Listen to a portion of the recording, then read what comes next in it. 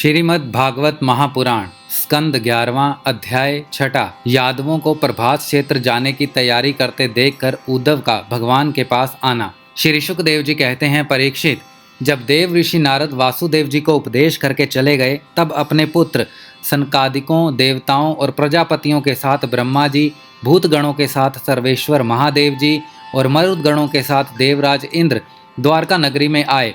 साथ ही सभी आदित्यगण, 8 वसु, अश्वनी कुमार, ऋभु, अंगिरा के वंशज ऋषि, 11 रुद्र, विश्वदेव, साध्यगण, गंधर्व, अप्सराएं, नाग, सिद्ध, चारण, गृहाग, ऋषि, पितर, विद्याधर और किन्नर भी वहीं पहुंचे।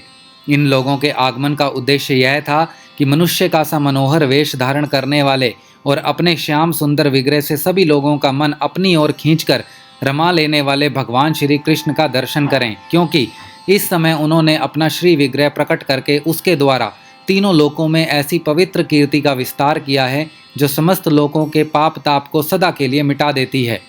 द्वारकापुरी सब प्रकार की संपत्ति और ऐश्वर्यों से समृद्ध तथा अलौकिक दीप्ति से देदीप्यमान हो रही थी।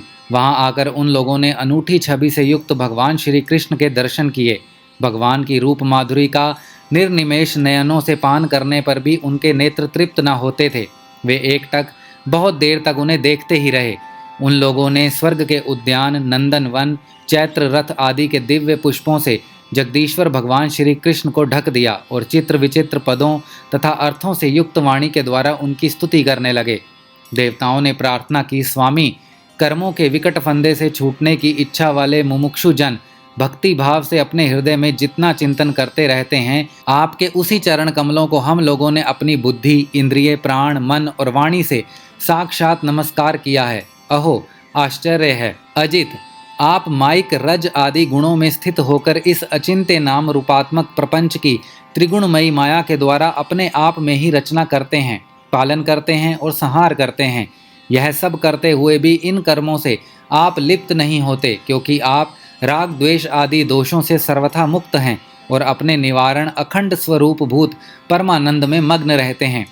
स्तुति करने योग्य परमात्मन, जिन मनुष्यों की चित्तवृत्ति राग द्वेष आदि से कुलसित है, वे उपासना, वेदाध्ययन, दान, तपस्या और यज्ञ आदि कर्म भले ही करें, परंतु उनकी वैसी शुद्धि नहीं हो सकती जैसी श्रवण के द्वारा संपुष्ट शुद्धांत करण सज्जन पुरुषों की आपकी लीला कथा कीर्तन के विषय में दिनों दिन बढ़कर परिपूर्ण होने वाली श्रद्धा से होती है। मननशील मुमुक्षु जन मोक्ष प्राप्ति के लिए अपने प्रेम से पिघले हुए हृदय के द्वारा जिन्हें लिए लिए फिरते हैं, 5 रात्र विधि से उपासना करने वाले भक्त जन समान ऐश्वर्य की प्राप्ति के लिए वासुदेव, संकर्षण, प्रद्युमन और अनिरुद्ध इस चतुर्देह रूप में जिनका पूजन करते हैं, और जितेंद्रिय धीर पुरुष स्वर्ग लोक का अतिक्रमण करके भगवत धाम की प्राप्ति के लिए तीनों समय जिनकी पूजा किया करते हैं, याज्ञिक लोग तीनों वेदों के द्वारा बतलाई हुई विधि से अपने संयत हाथों में हविष्य लेकर यज्ञ कुंड में आहुति देते और उन्हीं का चिंतन करते हैं। आपकी आत्मा स्वरूपणी माया के जिज्ञासु योगी जन हृदय के अंतर्देश में दहर विद्या आदि के द्वारा आपके चरण कमलों का ही ध्यान करते हैं, और आपके बड़े बड़े प्रेमी भक्त जन उन्हीं को अपना परम इष्ट आराध्य मानते हैं। प्रभो, आपके वे ही चरण कमल हमारी समस्त अशुभ वासनाओं, विषय वासनाओं को भस्म करने के लिए अग्नि स्वरूप हों। वे अग्नि के समान हमारे पाप तापों को भस्म कर दें। प्रभो, यह भगवती लक्ष्मी आपके वक्ष स्थल पर मुरझाई हुई बासी वनमाला से भी सौत की तरह स्पर्धा रखती है, फिर भी आप उनकी परवाह न कर भक्तों के द्वारा इस बासी माला से की हुई पूजा भी प्रेम से स्वीकार करते हैं। ऐसे भक्त वत्सल प्रभु के चरण कमल सदा हमारी विषय वासनाओं को जलाने वाले अग्नि स्वरूप हों। अनंत वामन अवतार में दैत्यराज बलि की दी हुई पृथ्वी को नापने के लिए जब आपने अपना पग उठाया था और वह सत्यलोक में पहुंच गया था, तब यह ऐसा जान पड़ता था मानो कोई बहुत बड़ा विजय ध्वज हो। ब्रह्मा जी के पखारने के बाद उससे गिरती हुई गंगा जी की जल की 3 धाराएं ऐसी जान पड़ती थी मानो उनमें लगी हुई 3 पताकाएं फहरा रही हों। उसे देखकर असुरों की सेना भयभीत हो गई थी और देव सेना निर्भय। आपका वह चरण कमल साधु स्वभाव पुरुषों के लिए आपके धाम वैकुंठ लोक की प्राप्ति का और दुष्टों के लिए अधोगति का कारण है। भगवन, आपका वही पाद पदम हम भजन करने वालों के सारे पाप ताप धो बहा दे। ब्रह्मा आदि जितने भी शरीरधारी हैं वे सत्व, रज, तम इन तीनों गुणों के परस्पर विरोधी त्रिविध भावों की टक्कर से जीते मरते रहते हैं। वे सुख दुख के थपेड़ों से बाहर नहीं हैं और ठीक वैसे ही आपके वश में हैं जैसे नथे हुए बैल अपने स्वामी के वश में होते हैं। आप उनके लिए भी काल स्वरूप हैं। उनके जीवन का आदि मध्य और अंत आपके ही अधीन है। इतना ही नहीं, आप प्रकृति और पुरुष से भी परे स्वयं पुरुषोत्तम हैं। आपके चरण कमल हम लोगों का कल्याण करें। प्रभो, आप इस जगत की उत्पत्ति, स्थिति और प्रलय के परम कारण हैं, क्योंकि शास्त्रों ने ऐसा कहा है कि आप प्रकृति, पुरुष और मह तत्व के भी नियंत्रण करने वाले काल हैं।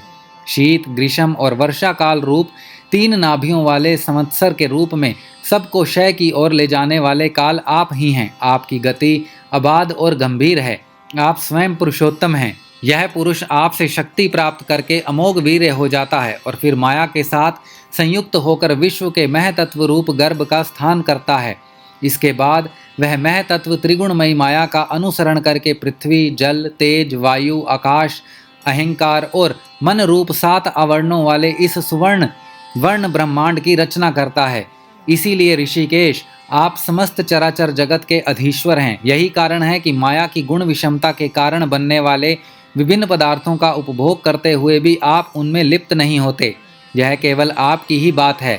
आपके अतिरिक्त दूसरे तो स्वयं उसका त्याग करके भी उन विषयों से डरते रहते हैं। 16,000 से अधिक रानियां आपके साथ रहती हैं। वे सब आपकी मंद मंद मुस्कान और तिरछी चितवन से युक्त मनोहर भौहों के इशारों से, सुरत आलापों से प्रौढ़ सम्मोहक काम बाण चलाती हैं और काम कला की विविध रीतियों से आपके मन आकर्षित करना चाहती हैं, परंतु फिर भी वे अपने परिपुष्ट काम बाणों से आपका मन तनिक भी न डगा सकी। वे असफल ही रही।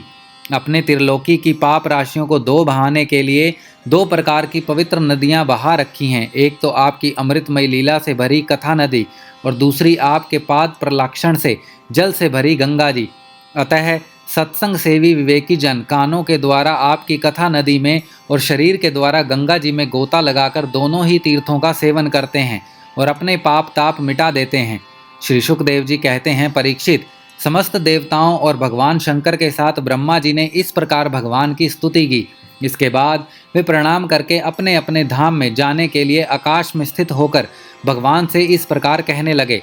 ब्रह्मा जी ने कहा, सर्वात्मन प्रभो, पहले हम लोगों ने आपसे अवतार लेकर पृथ्वी का भार उतारने के लिए प्रार्थना की थी, सो वह काम आपने हमारी प्रार्थना के अनुसार ही यथोचित रूप से पूरा कर दिया। आपके सत्यपरायण साधु पुरुषों के कल्याणार्थ धर्म की स्थापना भी कर दी और 10 दिशाओं में ऐसी कीर्ति फैला दी जिसे सुन सुनाकर सब लोग अपने मन का मैल मिटा देते हैं। आपने यह सर्वोत्तम रूप धारण करके यदुवंश में अवतार लिया और जगत के हित के लिए उदारता और पराक्रम से भरी अनेकों लीलाएं की। प्रभो, कलयुग में जो साधु स्वभाव मनुष्य आपकी इन लीलाओं का श्रवण कीर्तन करेंगे, वे सुगमता से ही इस अज्ञान रूप अंधकार से पार हो जाएंगे। पुरुषोत्तम, सर्वशक्तिमान प्रभो, आपको यदुवंश में अवतार ग्रहण करने के लिए 125 वर्ष बीत गए हैं। सर्वाधार, अब हम लोगों का ऐसा कोई काम बाकी नहीं है जिसे पूर्ण करने के लिए आपके यहाँ रहने की आवश्यकता हो। ब्राह्मणों के शाप के कारण आपका यह कुल भी एक प्रकार से नष्ट ही हो चुका है। इसीलिए वैकुंठनाथ, यदि आप उचित समझें तो अपने परम धाम में पधारिए और अपने सेवक हम लोकपालों का तथा हमारे लोगों का पालन पोषण कीजिए। भगवान श्री कृष्ण ने कहा, ब्रह्मा जी, आप जैसा कहते हैं मैं पहले से ही वैसा निश्चय कर चुका हूँ। मैंने आप लोगों का सब काम पूरा करके पृथ्वी का भार उतार दिया, परंतु अभी एक काम बाकी है।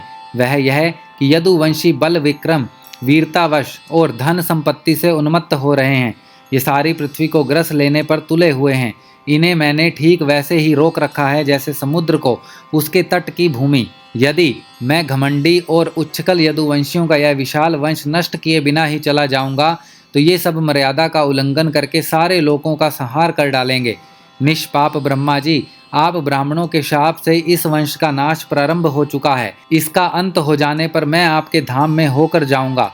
श्री शुकदेव जी कहते हैं, परीक्षित, जब अखिल लोकाधिपति भगवान श्री कृष्ण ने इस प्रकार कहा तब ब्रह्मा जी ने उन्हें प्रणाम किया और देवताओं के साथ वे अपने धाम को चले गए। उनके जाते ही द्वारकापुरी में बड़े बड़े अपशगुन, बड़े बड़े उत्पात उठ खड़े हुए। उन्हें देखकर यदुवंश के बड़े बूढ़े भगवान श्री कृष्ण के पास आए और भगवान श्री कृष्ण ने उनसे यह बात कही। भगवान श्री कृष्ण ने कहा, गुरुजनों, आजकल द्वारका में जिधर देखो उधर ही बड़े बड़े अपशगुन और उत्पात हो रहे हैं। आप लोग जानते ही हैं कि ब्राह्मणों ने हमारे वंश को ऐसा शाप दे दिया है जिसे टाल सकना बहुत ही कठिन है। मेरा ऐसा विचार है कि यदि हम लोग अपने प्राणों की रक्षा चाहते हों तो हमें यहाँ नहीं रहना चाहिए। अब विलंब करने की आवश्यकता नहीं है। हम लोग आज ही परम पवित्र प्रभास क्षेत्र के लिए निकल पड़ेंगे। प्रभास क्षेत्र की महिमा बहुत प्रसिद्ध है। जिस समय दक्ष प्रजापति के शाप से चंद्रमा को राज्य क्षमा रोग ने ग्रस लिया था, उस समय उन्होंने प्रभास क्षेत्र में जाकर स्नान किया और वे तत्क्षण उस पापजन्य रोग से छूट गए। साथ ही उन्हें कलाओं की अभिवृद्धि भी प्राप्त हो गई। हम लोग भी प्रभास क्षेत्र में चलकर स्नान करेंगे, देवता एवं पितरों को तर्पण करेंगे तथा साथ ही अनेकों गुण वाले पकवान तैयार करके श्रेष्ठ ब्राह्मणों को भोजन कराएंगे। वहाँ हम लोग उन संत पात्र ब्राह्मणों को पूरी श्रद्धा से बड़ी बड़ी दान दक्षिणा देंगे और इस प्रकार उनके द्वारा अपने बड़े बड़े संकटों को वैसे ही पार कर जाएंगे जैसे कोई जहाज के द्वारा समुद्र पार कर जाए। श्री शुकदेव जी कहते हैं, कुलनंदन, जब भगवान श्री कृष्ण ने इस प्रकार आज्ञा दी तब यदुवंशियों ने एक मत से प्रभास जाने का निश्चय कर दिया और सब अपने अपने रथ सजाने जोतने लगे। परीक्षित, उद्धव जी भगवान श्री कृष्ण के बड़े प्रेमी और सेवक थे। उन्होंने जब यदुवंशियों को यात्रा की तैयारी करते देखा, भगवान की आज्ञा सुनी और अत्यंत घोर अपशगुन देखे, तब वे जगत के एकमात्र अधिपति भगवान श्री कृष्ण के पास एकांत में गए। उनके चरणों पर अपना सिर रखकर प्रणाम किया और हाथ जोड़कर उनसे प्रार्थना करने लगे।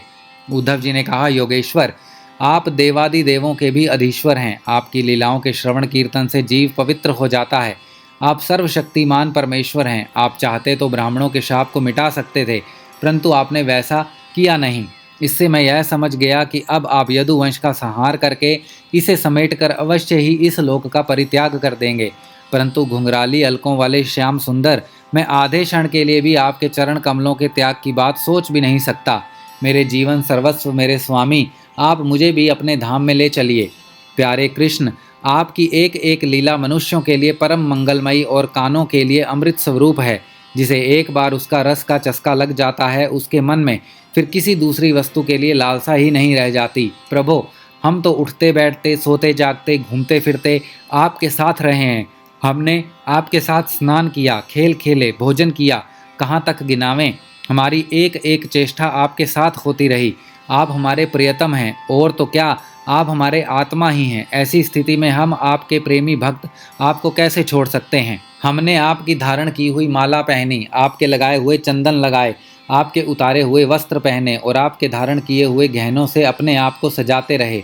हम आपकी जूठन खाने वाले सेवक हैं, इसीलिए हम आपकी माया पर अवश्य ही विजय प्राप्त कर लेंगे। अतः प्रभो, हमें आपकी माया का डर नहीं है। डर है तो केवल आपके वियोग का। हम जानते हैं कि माया को पार कर लेना बहुत ही कठिन है। बड़े बड़े ऋषि मुनि दिगंबर रहकर और आजीवन नैष्टिक ब्रह्मचर्य का पालन करके आध्यात्मिक विद्या के लिए अत्यंत परिश्रम करते हैं। इस प्रकार की कठिन साधना से उन सन्यासियों के हृदय निर्मल हो पाते हैं और तब कहीं वे समस्त वृत्तियों की शांति रूप नैष्कर्म्य अवस्था में स्थित होकर आपके ब्रह्म नामक धाम को प्राप्त होते हैं। महायोगेश्वर, हम लोग तो कर्म मार्ग में ही भ्रम भटक रहे हैं, परंतु इतना निश्चित है कि हम आपके भक्तजनों के साथ आपके गुण और लीलाओं की चर्चा करेंगे और मनुष्य की सी लीला करते हुए आपने जो कुछ किया या कहा है उसका स्मरण कीर्तन करते रहेंगे। साथ ही आपकी चाल ढाल, मुस्कान, चितवन और हास परिहास की स्मृति में तल्लीन हो जाएंगे। केवल इसी से हम दुस्तर माया को पार कर लेंगे। इसीलिए हमें माया से पार जाने की नहीं, आपके विरह की चिंता है। आप हमें छोड़िए नहीं, साथ ले चलिए। श्री शुकदेव जी कहते हैं, परीक्षित, जब उद्धव जी ने देवकी नंदन भगवान श्री कृष्ण से इस प्रकार प्रार्थना की, तब उन्होंने अपने अनन्य प्रेमी सखा एवं सेवक उद्धव जी से कहा।